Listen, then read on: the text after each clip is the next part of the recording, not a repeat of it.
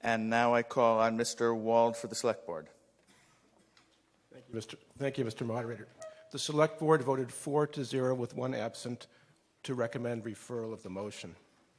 The planning of the 1950s and 60s was based on a concept of abundance. If you look at what the American Planning Association said in 1954 about shopping malls, it could not imagine ever having too much parking.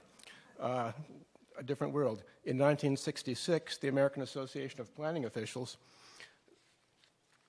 worried that even though downtown residential parking needs were lower than suburban ones, we still needed to act energetically to provide more space. Nevertheless, with the increasing reliance on automobiles, there's little to reason to believe that in the future, people will be willing to forego the convenience of owning a car for the dubious privilege of living in the central city. So again, the idea was more parking. And it's a very different world today. They back then did not have on their radar screen the energy crisis, the environment, climate change. Right now, we'd rather live downtown than Levittown in many cases. We're trying to wean ourselves away from dependence on the private automobile. And so modern smart growth planning, as represented in the Amherst planning documents that you've voted on here over the past years and the master plan, has tried to stress smart growth principles of infill and density in the village centers. In large part, yes, sir. Try and tie this into the pros and cons of the motion to refer. I am. Thank you. The point is that these things are part of a larger package. If we're trying to preserve open space, which is a major principle of the master plan, that requires infill and built-up areas. One of the ways to achieve infill and built-up areas is not to waste precious and expensive land on surface-grade parking that's provided.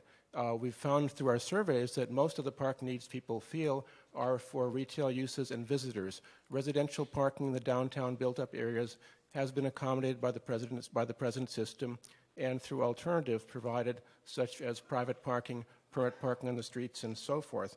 I just want to refer you, and again, I think this is relevant, to some of the points in the master plan that apply here. The transportation portion says, use zoning bylaws, subdivision regulations, and permitting board project review to advance transportation goals. These include limited parking. Adjust existing regulations to help reduce the number of cars in the downtown area. Expand the municipal parking district, which we have done. Remove or reduce parking requirements in the zoning bylaw for most residential and commercial development in the downtown area in order to increase density, maximize the area available for residential and commercial development, and create a vital pedestrian atmosphere. Increase shared parking and off-site parking for residential and commercial development. Well, again, I need you to tie it into the motion to refer. I'm sorry, Mr. Moderator. I thought I was. The point is that we didn't do things lightly here in Amherst. We thought that by reducing the municipal parking requirement, we were enhancing sustainable principles of growth.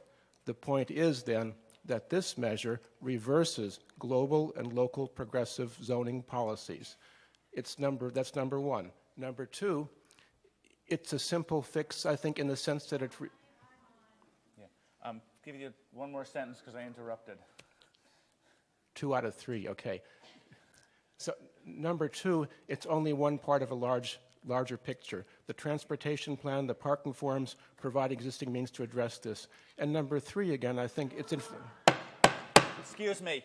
It's been made clear that he ran out of time. I said I would give him a little more time. Okay, you have another point of order. You may identify yourself and make your point of order. Rolf Carlstrom, Precinct 10. In the entire time, I don't think I've heard the word referral once in a comment about addressing referral. I think that is pretty significant. Okay. Thank you. I hear your point of order. I think it's clear to most people out there that I am listening and I am concerned with that too. And you have to trust me that I will interrupt when I think it's time to interrupt. So I'm sorry, you just have to, I already made it clear to him to stick with it. I felt he was barely within my limits and I let him continue. So that's all I have to say about your point of order. I hear another point of order here in the front. We're Carol Gray, Precinct 7. We're 22 seconds over the time limit, and I've seen many people of different persuasion, of different perspectives, gavelled in 5 seconds. I think. I don't think I've done that. I think I've been letting everybody finish their sentences, and I've been equally fair or unfair to everybody. And again, if your point of order has to do with the clock or have to do with the speaker is saying, and I've already addressed it, I would ask you not to make that point of order again.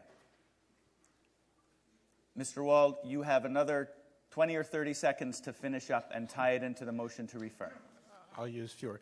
My point was simply that because it's part of a larger picture, a single fix isn't the way to go right now. We have the transportation plan in hand. We have the parking forms. There's a larger process, and that's the reason we're advocating referral. We value citizen concerns that the previous speaker and the petitioner have brought up, and we think they're best addressed in that larger context over time rather than here on the floor of the town meeting.